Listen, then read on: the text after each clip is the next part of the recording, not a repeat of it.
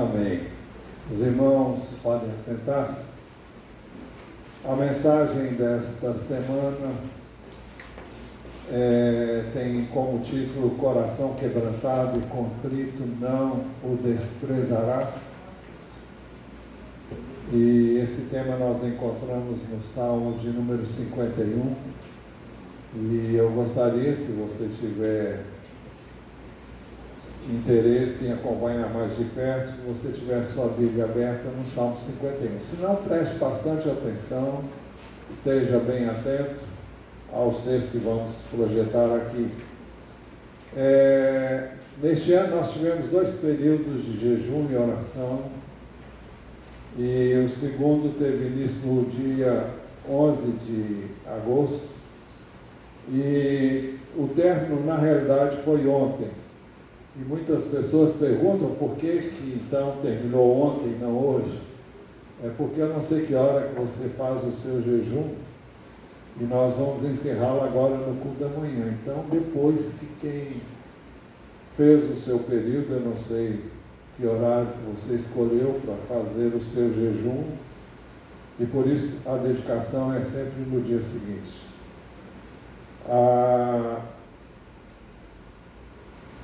O propósito desse jejum foi quebrantamento. E o tema foi: coração quebrantado e contrito não desprezarás, ó Deus. O Salmo 51, 17 diz: sacrifício agradável a Deus é o espírito quebrantado, coração quebrantado e contrito não o desprezarás, ó Deus. Hoje nós queremos examinar mais detidamente o significado deste verso no contexto no qual ele se encontra. Por isso nós vamos examinar o Salmo de número 51. Não é a primeira vez que trazemos esse Salmo aqui e queremos examiná-lo com cuidado nesta manhã. Neste Salmo não, nós sabemos pela história registrada nas Escrituras que Davi, num determinado momento de sua trajetória neste mundo, ele quebrou 3 dos 10 mandamentos. Primeiro, ele quebrou o 10º mandamento. O 10º mandamento diz assim: não cobice a casa do seu próximo, não cobice a mulher do seu próximo, nem o seu servo, nem a sua serva, nem o seu boi, nem o seu jumento, nem coisa alguma que pertença ao seu próximo. Se nós amarmos o nosso próximo, jamais faremos qualquer uma destas coisas. E Davi quebrou esse mandamento quando ele cobiçou a mulher que era do próximo. O segundo mandamento que ele quebrou foi o 7º mandamento, onde nós lemos em Êxodo 20:14, não cometa adultério. Tudo começou com a cobiça. Ele viu uma mulher que estava tomando banho num terraço, de onde ele estava, ele viu, e ele desejou, e ele cobiçou essa mulher, ele a quis para si. Só que essa mulher tinha dono, se assim podemos dizer. A palavra dono não pega bem, né? Mas ela tinha alguém que ela era do seu marido, e então ele não podia desejar, porque não era dele, era do próximo. Não era a mulher dele, era a mulher do próximo. E o 3º mandamento foi que ele quebrou, foi o 6º mandamento: não mate. Foi por isso que,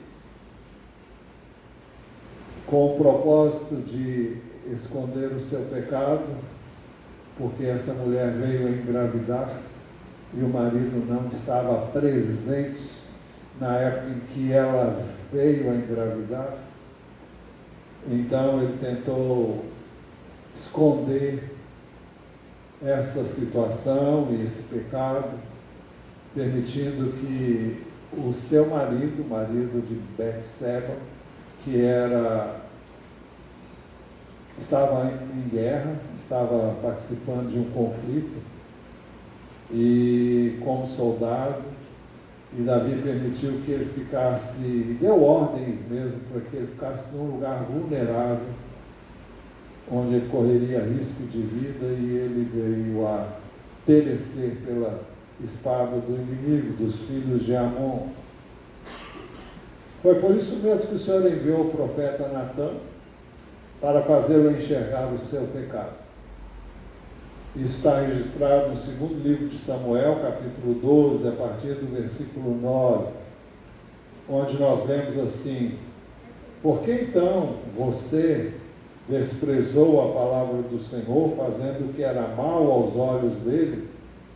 Com a espada você matou Urias, o heteu, você tomou por mulher, por esposa a mulher dele, depois de o matar com a espada dos filhos de Amon. Agora, pois, a espada jamais se afastará da sua casa, porque você me desprezou e tomou a mulher de Urias, o heteu, para ser sua mulher. Assim diz o Senhor: eis que farei com que de sua própria casa venha o mal sobre você. Tomarei as suas mulheres à sua própria vista e as darei a outro homem, que se deitará com elas em plena luz do dia. Porque você o fez em segredo, mas eu farei isso diante de todo Israel, em plena luz do dia. Então Davi disse a Natã, o profeta: pequei contra o Senhor. E Natã respondeu: também o Senhor perdoou o seu pecado, você não morrerá. O profeta quis dizer que ele não seria morto, porque a lei dizia que quem cometesse esse tipo de pecado deveria morrer, fisicamente falando. Mas o verso 14 diz: mas porque com isso você deu motivo a que os inimigos do Senhor blasfemassem, também o filho que lhe nasceu morrerá. O texto diz: então Davi disse a Natã: pequei contra o Senhor. E Natã respondeu: também o Senhor perdoou o seu pecado, você não morrerá. Davi se arrependeu de verdade, mas não escapou das consequências que vieram sobre ele e a sua família como resultado do seu pecado.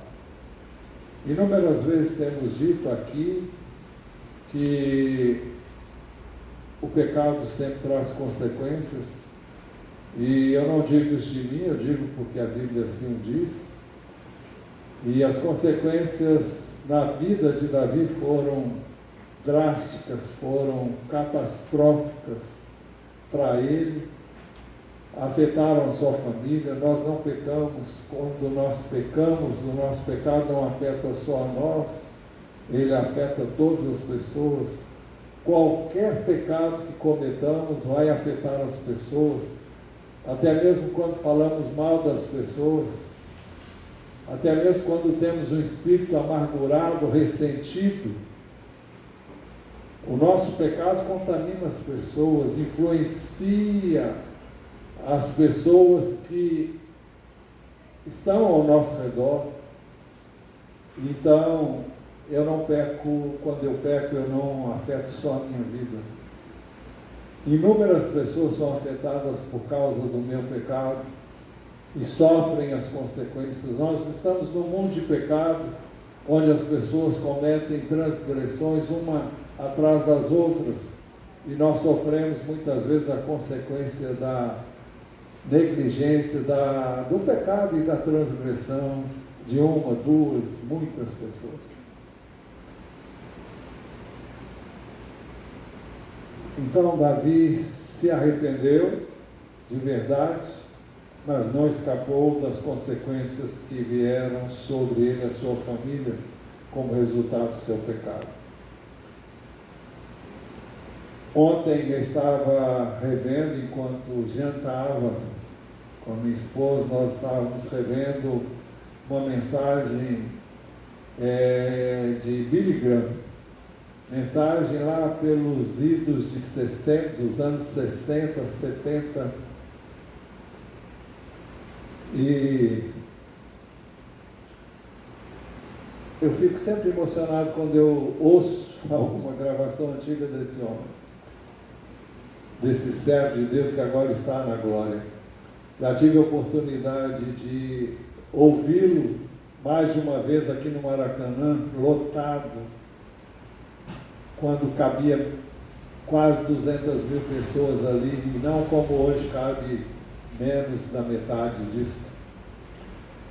Mas é impressionante.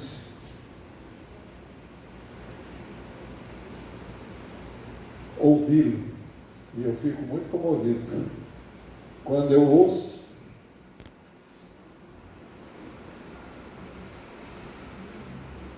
E vale a pena você, mesmo você achar que ele já foi alguém do passado, mas a biografia desse homem é fantástica. Se você achar para ler, você deve ler. Mas uma das coisas que ele dizia sempre nas mensagens é que o seu pecado vai apanhar você.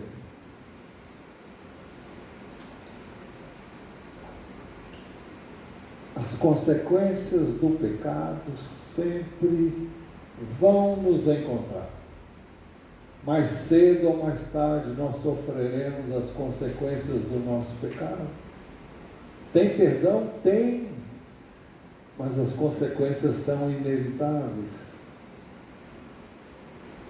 Se você é de Jesus, quando você peca, você não perde a salvação, mas você não deixa de sofrer as consequências.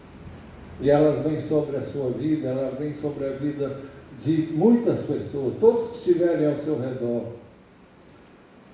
É por isso que no livro de Números, nós temos o registro de uma advertência. Porém, se vocês não fizerem isso, ou seja, se vocês não fizerem o que Deus está ordenando que vocês façam, estarão pecando contra o Senhor. E fiquem sabendo que esse pecado certamente os encontrará.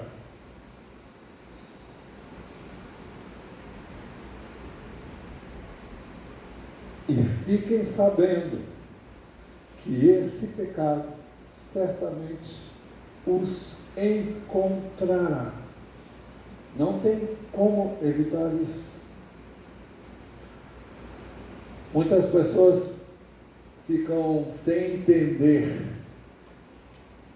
que, como uma pessoa que durante a vida inteira cometeu inúmeros crimes e depois, depois da prisão, então ele vem encontrar Jesus, se arrepende e essa pessoa é salva, essa pessoa é perdoada, mas ela está pagando pelos seus crimes, ela está presa e ela sofre todas as penalidades que a lei, ainda que não seja perfeita, a lei dos homens impõe.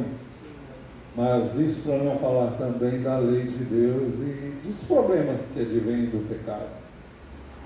Mas Davi se arrependeu de verdade.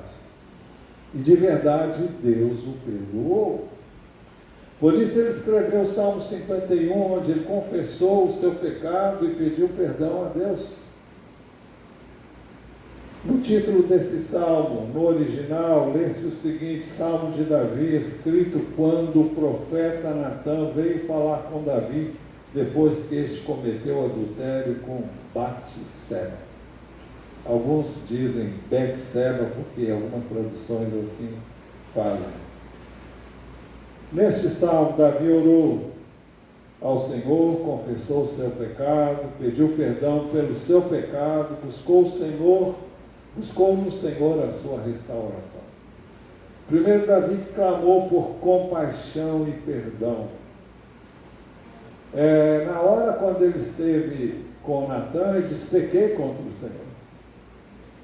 Mas eu não tenho nenhuma dúvida que depois, a sós, refletindo sobre tudo que havia acontecido, sobre toda a loucura que ele havia cometido,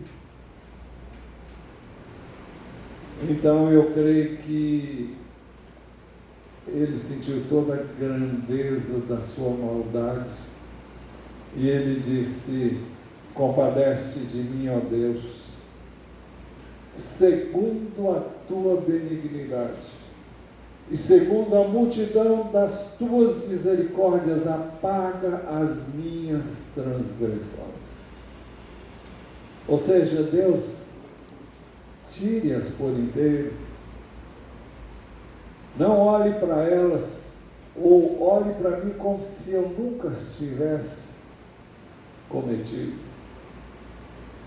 E eu posso te dizer com certeza que é assim que Deus ouve, é assim que Deus faz com quem realmente se arrepende. Embora isso possa parecer estranho para quem quer que seja, para muitos, mas esse pedido é um pedido que Deus atende. Apaga as minhas transgressões, nós vamos ver isso ainda melhor. Em segundo lugar, Davi reconheceu a sua sujeira, a sujeira do seu pecado, e pediu purificação. Ele pediu: lava-me completamente da minha iniquidade, purifica-me do meu pecado. Especialmente os pecados que envolvem imoralidade, mas não são só esses pecados.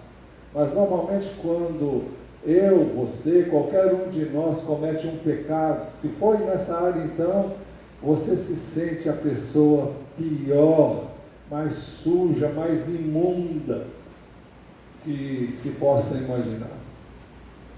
E é por isso que muitas pessoas,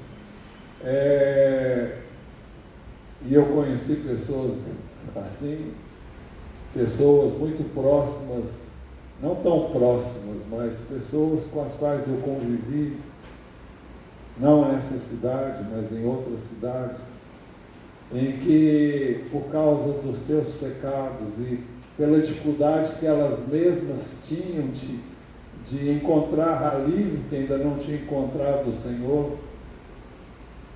Eu conheci uma pessoa que tomava banho durante horas e nunca se sentia limpo.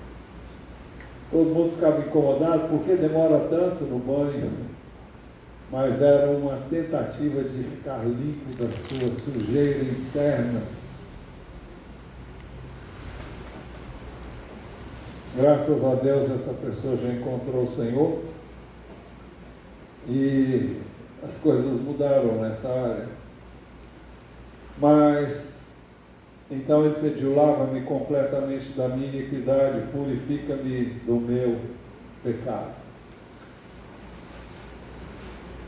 Terceiro, Davi expressou profunda convicção de pecado, porque ele disse: pois eu conheço as minhas transgressões e o meu pecado está sempre diante de mim.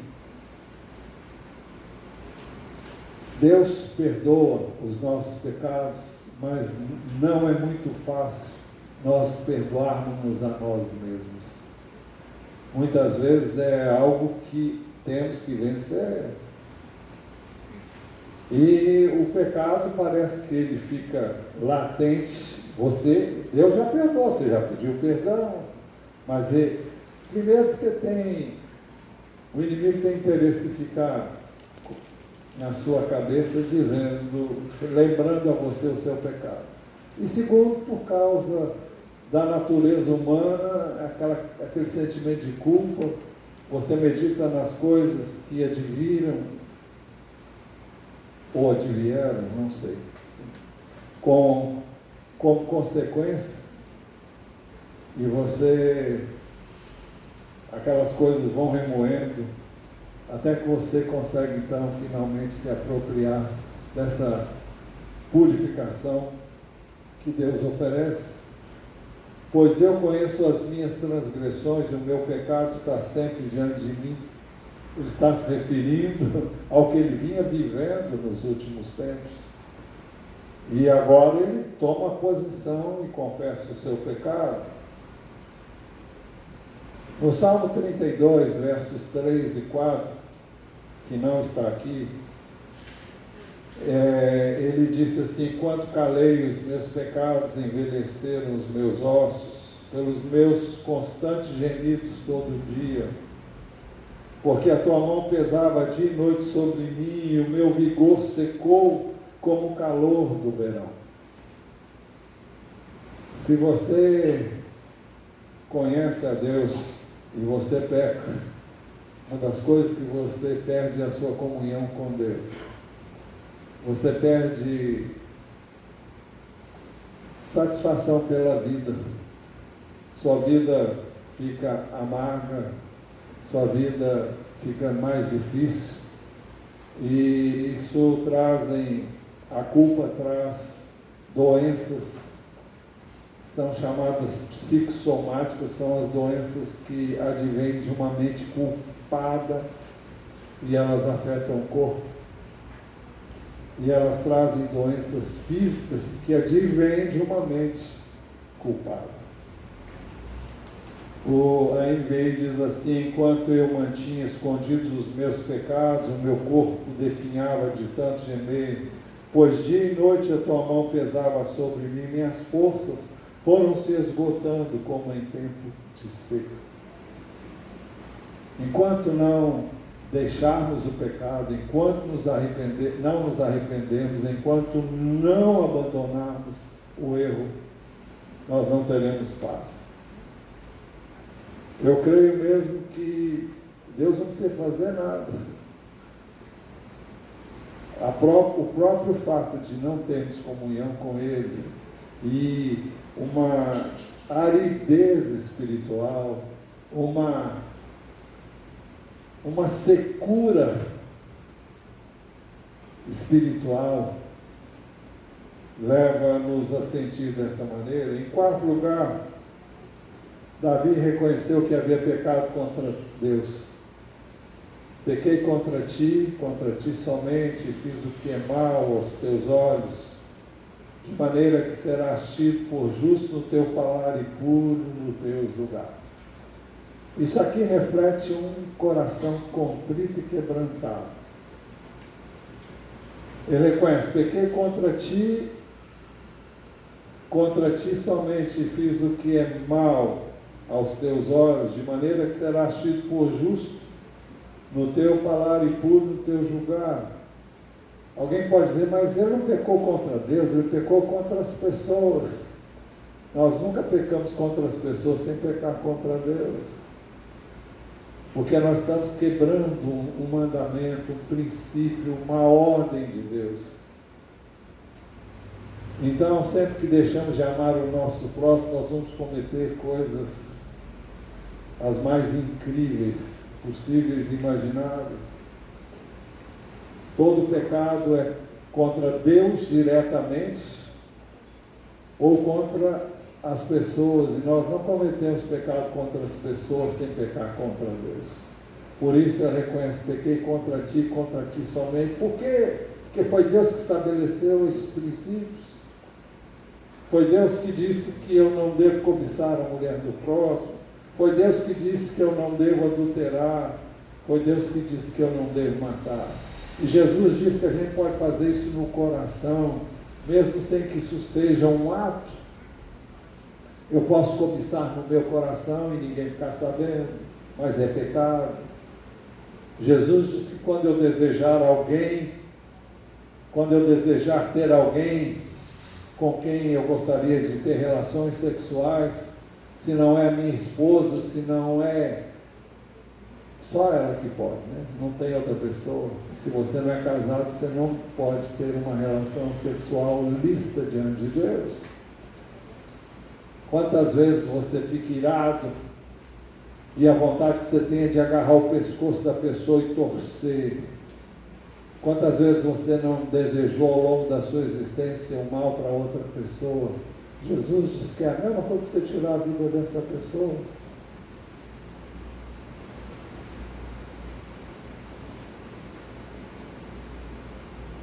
O profeta Natan havia repreendido Davi, dizendo: por que então você desprezou a palavra do Senhor, fazendo o que era mal aos olhos dele?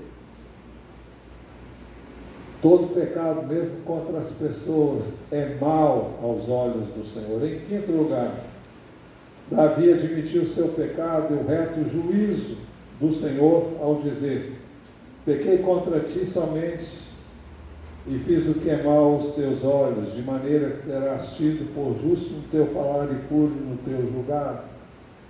Ou seja, eu estou pronto a receber as consequências.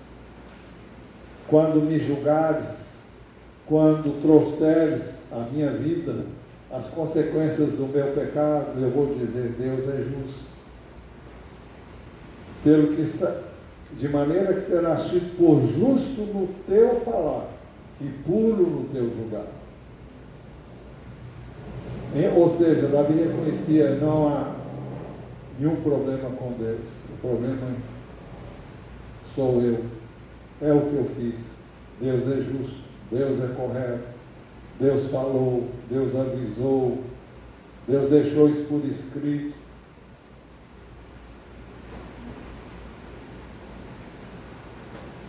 Quem reconhece seu pecado, reconhece a verdade da palavra de Deus e aceita o julgamento de Deus e as suas consequências. Em sexto lugar, Davi reconheceu sua condição de pecador nato. Eu nasci na iniquidade e em pecado me concebeu minha mãe. Sempre eu tenho que dizer, quando eu leio esse texto, que não significa que o casamento da mãe e do pai dele, ou seja, que ele foi resultado de uma união pecaminosa. Não. O que ele quis dizer é que ele já nasceu pecador, como todos nós que estamos aqui nascemos pecadores. Desde que o primeiro homem pecou, até hoje, todos que nascem do homem são pecadores, com exceção de Jesus, que foi concebido pela semente de Deus, pelo Espírito de Deus, e veio sem pecado, e por isso pôde ir à cruz e levar sobre ele os nossos pecados. Em sétimo lugar, Davi reconheceu: eis que te agradas da verdade no íntimo, e no oculto me fazes conhecer a sabedoria. Isso diz respeito a uma convicção profunda da verdade. Ou seja, o que eu fiz é pecado. O que eu fiz contraria a palavra de Deus. Essa convicção vem de Deus. Por isso que ele diz: eis que te agradas da verdade no íntimo, e no oculto é uma coisa entre você e Deus. Me fazes conhecer a sabedoria, me faz entender, me faz cair na real. Há momentos em que estamos como que com os olhos vendados, mas se nós quisermos andar diante de Deus, Ele vai trazer à luz a nossa condição, o nosso pecado. O período de jejum é um período muito próprio, não para nós ficarmos fazendo 1000 pedidos para Deus, mas para pararmos diante dele, para ouvir o que tem que ser mudado na minha vida, na sua vida. E esse foi um dos propósitos do jejum durante esses dias: quebrantamento. Há muitas coisas que todo mundo pode fazer e que a Bíblia nem diz que é errado, mas pode ser errado para você, porque Deus não quer que você faça. Há certas coisas que a Bíblia não diz que eu não posso fazer. Aliás, o apóstolo Paulo escreveu: todas as coisas me são lícitas, mas nem todas convêm, nem todas me convêm. Não tem que ser necessariamente um pecado, mas Deus pode dizer: olha, eu quero isso de você, eu não quero mais você fazendo isso, nem fazendo aquilo. Não existe nada que diga que eu e você não possamos fazer determinadas coisas. E eu não posso nem sequer dizer para outra pessoa: olha, você não pode fazer isso, porque a Bíblia diz para você não fazer.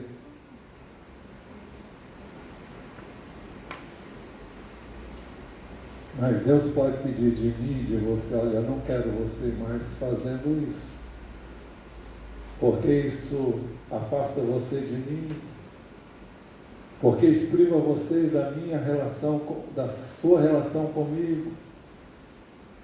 Quando você faz isso, você não lê a palavra. Quando você se dedica a isso, você não ora. Você está dando prioridades a outras coisas. E N coisas, cada um vai falar de um jeito. Pode ser coisa aparentemente banal, mas que Deus sabe, e você saberá também, que Ele não quer que você faça mais. Há coisas que eu e você precisamos mudar. O jejum se presta muito para isso. É um tempo que você para, não para fazer inúmeros pedidos para Deus, mas para ouvir o que Deus tem a dizer para você, a dizer para mim.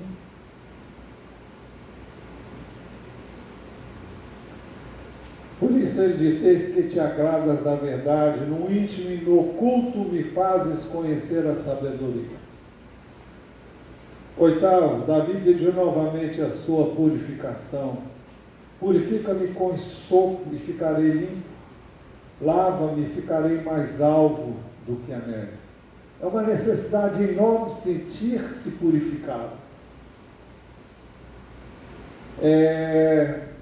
Eu queria ver o próximo slide, não sei se vai dar para todos verem com nitidez, mas isso é o isopo.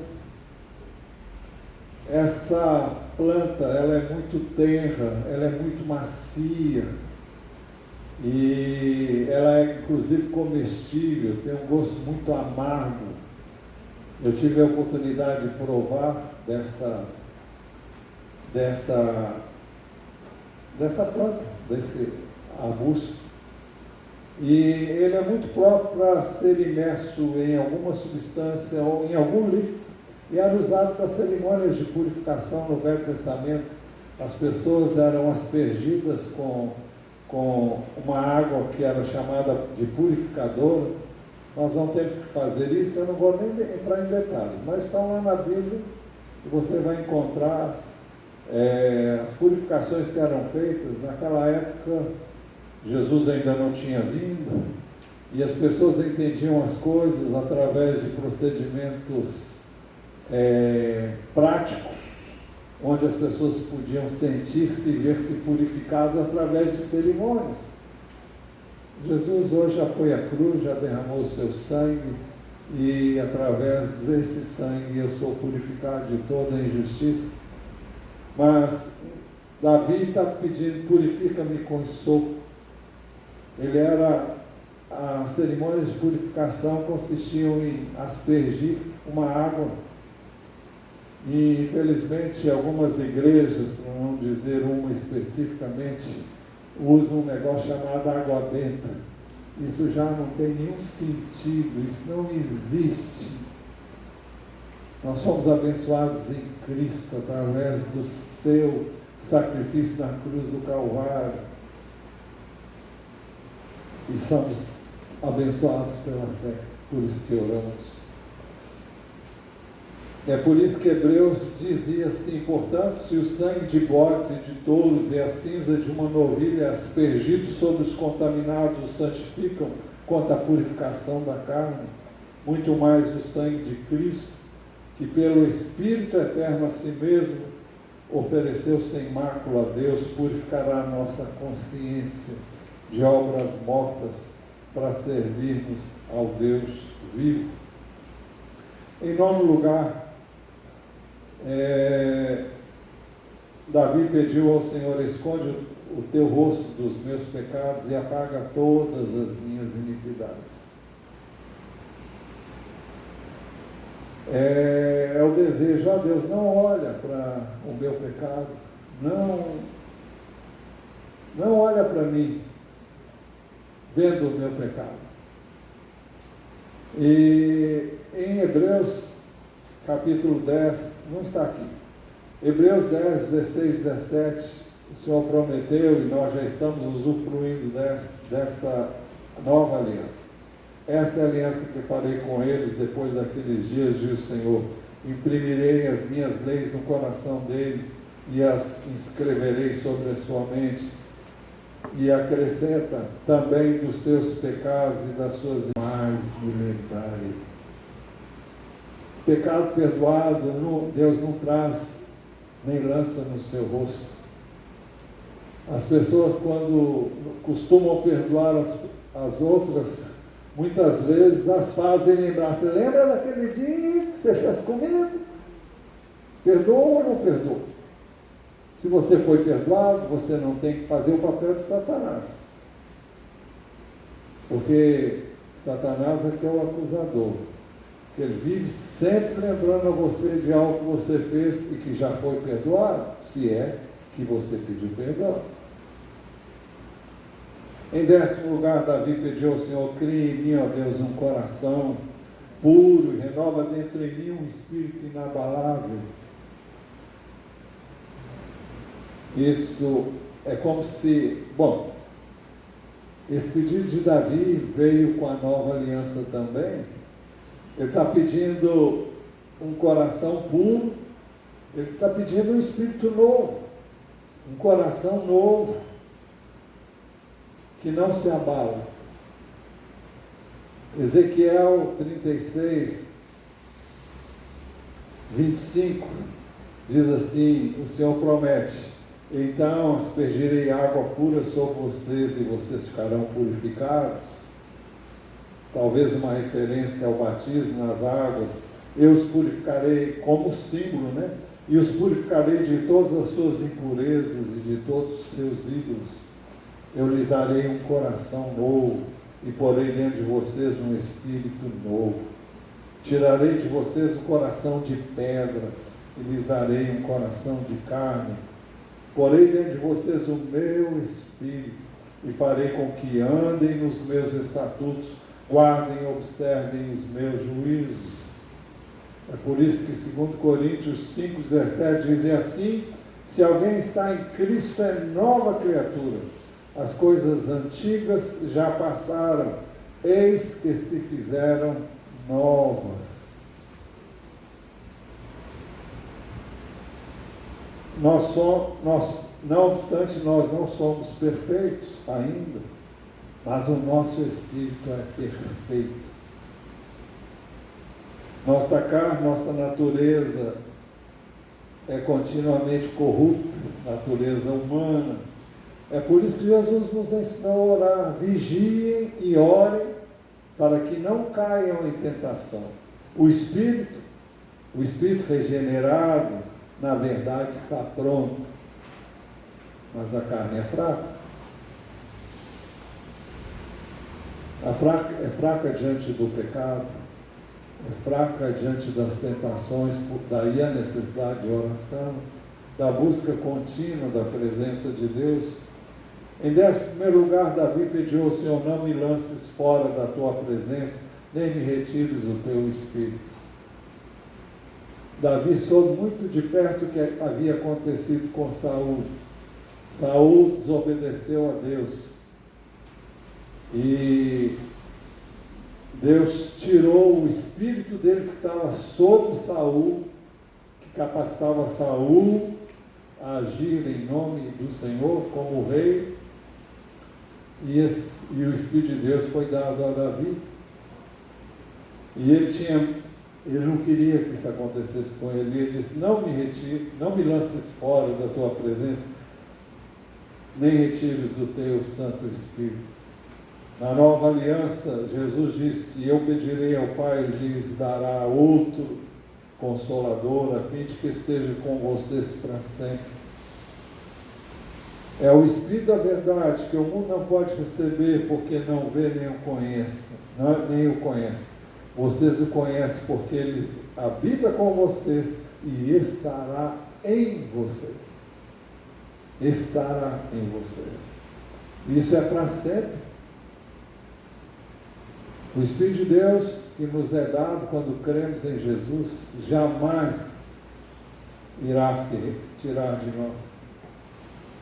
Em 12º lugar, Davi pediu ao Senhor: faz-me ouvir júbilo e alegria, para que exultem os ossos que esmagaste. Restitui-me a alegria da tua salvação. Uma das coisas que as pessoas perdem e confundem com a perda da salvação, nas minhas experiências de evangelismo pessoal nas ruas, já encontrei muitas pessoas que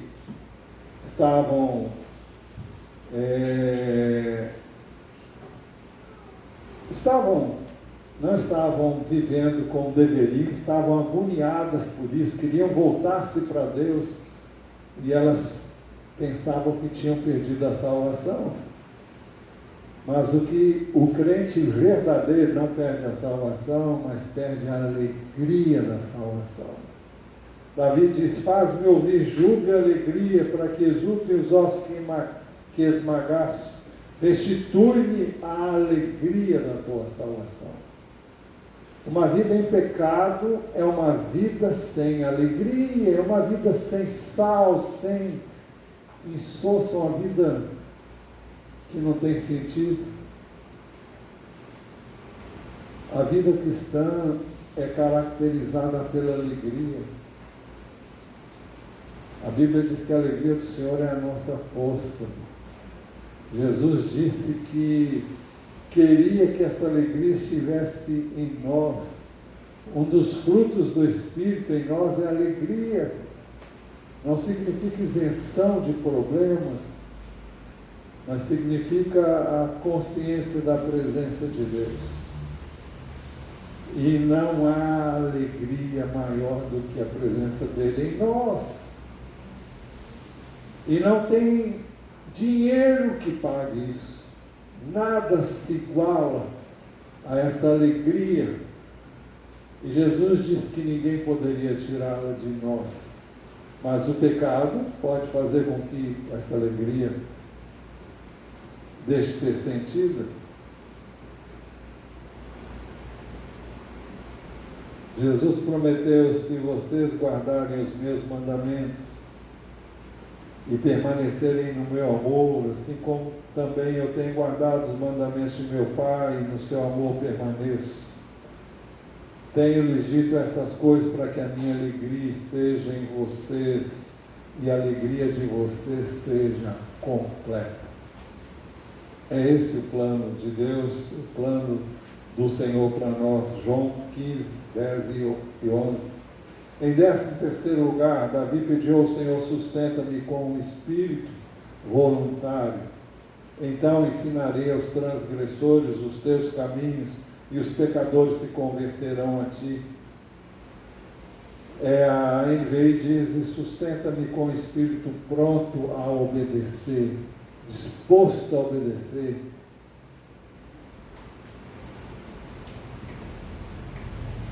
Em 14º lugar, Davi pediu perdão pelos crimes de sangue. Livra-me dos crimes de sangue, ó Deus, Deus da minha salvação, e a minha língua exaltará a tua justiça. Ele escreveu também no Salmo 32, que, embora seja um salmo anterior, mas eles não estão na Bíblia em ordem cronológica, e ele descreve a experiência do perdão que ele teve. Bem-aventurado aquele cuja transgressão é perdoada, cujo pecado é coberto. Bem-aventurado é aquele a quem o Senhor não atribui iniquidade, em cujo espírito não há engano. Em que consiste o engano? O engano consiste em você enganar você mesmo e dizer: está tudo bem. Quando alguém pergunta: está tudo bem? Ah, está tudo bem. Sua vida com Deus está ótima. Só Deus sabe, né? Mas quando você confessa o seu pecado, bem-aventurado aquele a quem o Senhor não atribui iniquidade, e em cujo espírito não há engano, não há fingimento.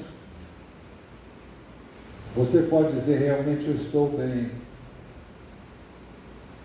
Não porque seja perfeito, mas porque não tenho nenhum pecado para confessar diante de Deus. Não tenho nada a esconder de Deus nem de ninguém.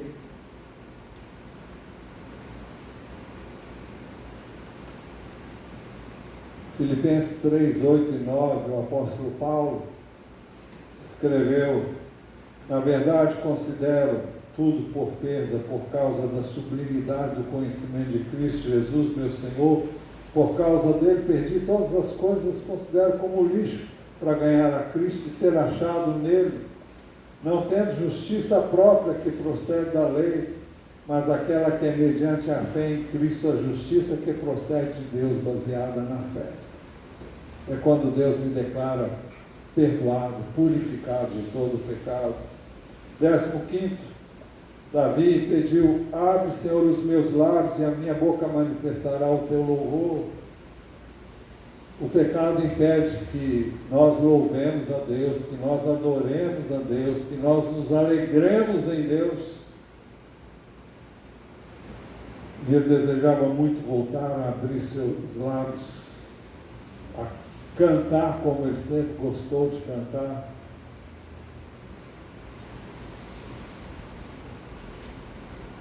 Ele desejava que Deus aceitasse o seu pedido de perdão e o fizesse saber que ele tinha sido perdoado. Isso ele saberia pela restauração da sua comunhão com o Senhor, e assim ele poderia louvar de coração ao Senhor. Em 16º, antes disso havia um procedimento legal a ser satisfeito. Naquela época era um sacrifício pelos pecados. Hoje isso não existe mais, porque Jesus é o sacrifício perfeito. Mas Davi, em 16º lugar, reconheceu que estes sacrifícios não teriam nenhum valor se não houvesse verdadeiro arrependimento. Por isso que ele disse: não te agradas de sacrifícios, do contrário eu os ofereceria simples. E não tens prazer em holocaustos. E ele diz: sacrifício agradável a Deus é o espírito quebrantado. Coração quebrantado e contrito não o desprezarás, ó Deus. O que é um coração quebrantado? O que é um coração contrito? Coração quebrantado, literalmente, é um coração quebrado. Quebrado na sua vontade. Muitas vezes, Deus quer que nós façamos algo, mas resistimos à vontade dEle.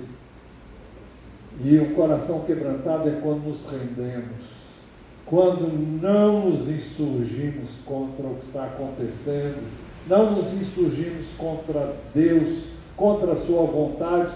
Nós nunca admitimos que estamos nos insurgindo contra Deus, mas o tempo todo Ele fala conosco o que Ele quer de nós, e a gente não ouve, a gente não faz.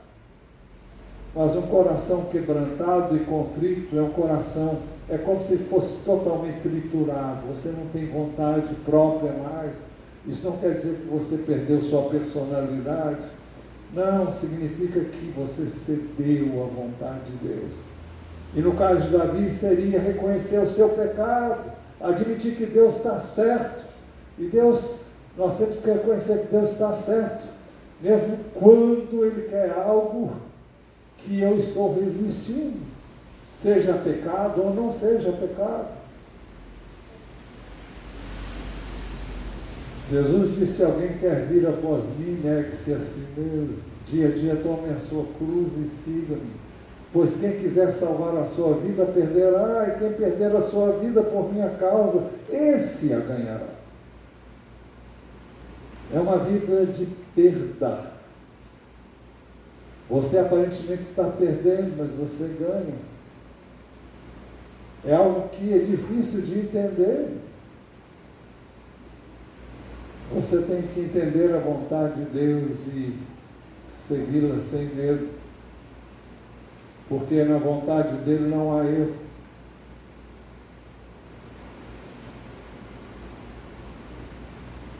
Então ele diz: pois não te agradas de sacrifícios, do contrário, eu os ofereceria. E não tens prazer em holocaustos. Sacrifício agradável a Deus é o espírito quebrantado. Coração quebrantado e contrito não desprezarás, ó Deus. Então, havendo quebrantamento, havendo convicção de pecado, havendo arrependimento, então Deus vai se agradar dos sacrifícios de justiça. Então, aquilo que Jesus fez por nós será realidade em nossa vida. Conclusão: Deus está sempre pronto a perdoar o pecado, desde que haja convicção de pecado e arrependimento verdadeiro. Então nós vamos experimentar o perdão de Deus por meio de Jesus. 1 de João 1, 8 e 9 diz: se dissermos que não temos pecado nenhum, a nós mesmos nos enganamos, e a verdade não está em nós. Se confessarmos os nossos pecados, Ele é fiel e justo para nos perdoar os pecados e nos purificar de toda injustiça. É simples assim. Mas não é algo que eu faço com a mente, é algo que é resultado de um coração quebrantado e contrito. Quando eu realmente tenho consciência de que eu pequei, estou muito triste com o meu pecado, e eu não quero mais pecar.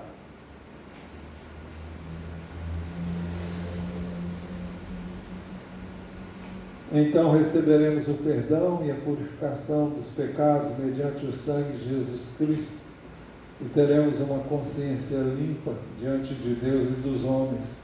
Hebreus 9,14. Muito mais o sangue de Cristo, e pelo Espírito Eterno a si mesmo ofereceu sem mácula a Deus, purificará a nossa consciência de obras mortas para servirmos ao Deus vivo. Obras mortas é o pecado, é tudo aquilo que nós fazemos fora da vontade de Deus. As obras que não forem feitas em Deus não têm nenhum valor, pode ser o maior esforço do mundo, só terá recompensa aquele que faz a vontade de Deus. Não é pelo muito trabalho, é por você fazer o que Deus quer que você faça. Não é o seu esforço, é você deixar Deus ser Deus na sua vida. É você permitir que o Espírito de Deus tome a sua vida. É você permitir que Jesus viva a sua vida em você. É isso que Ele quer.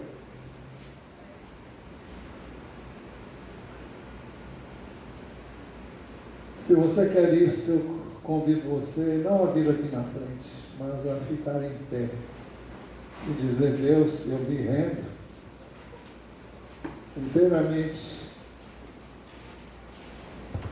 em Tuas mãos e eu quero a Tua vontade. Eu quero o domínio do Teu Espírito. Eu quero que Jesus viva a sua vida em mim. Faça uma oração você mesmo, como você sentir.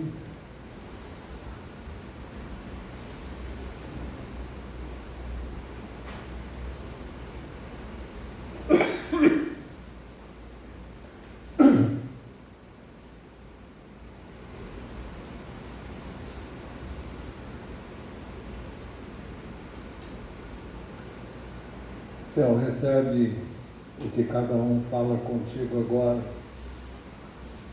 Recebe, Deus, a entrega que cada um faz de si mesmo a Ti. Recebe, Deus, a rendição incondicional de cada um a Ti. Faze o Teu querer, faze o que está no Teu coração. Faz isso no meu coração, faz isso em cada um de nós. Que prevaleça sempre o Teu Espírito, que prevaleça sempre a Tua vontade, não a nossa. Peço que o Senhor encontre liberdade em nós e que o Teu Espírito não encontre barreiras em nós para operar, para agir, para mover-se. Move-te em nós move-te entre nós. E aqui e em qualquer lugar onde estejam nos ouvindo agora, em nome de Jesus. Também queremos, Senhor, dedicar a Ti esse tempo de jejum e oração. Pedimos que o Senhor receba como dado a Ti, não para conseguir o Teu favor, mas como expressão de corações quebrantados, contritos. Recebe a nossa vida no Teu altar e aceita esse tempo que foi dedicado a Ti como expressão de uma dependência total de cada um de nós na Tua presença, em Ti e para Ti.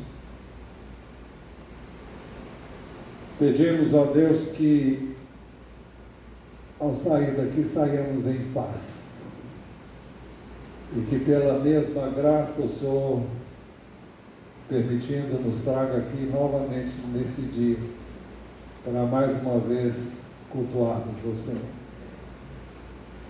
Em nome de Jesus, oramos e pedimos que o Senhor nos guarde do mal, do maligno, nos mantenha cercado pelos Teus anjos e livres de toda forma de mal. Pedimos, ó Deus, que o Senhor abençoe também a nossa assembleia, que queremos seja rápida e objetiva, e pedimos que o Senhor nos ajude nesse propósito. Que o Senhor nos abençoe quando nos reunirmos com esse propósito, e o Senhor venha a ser por isso glorificado. Nós pedimos em nome do Senhor Jesus. Amém. Permaneça em pé.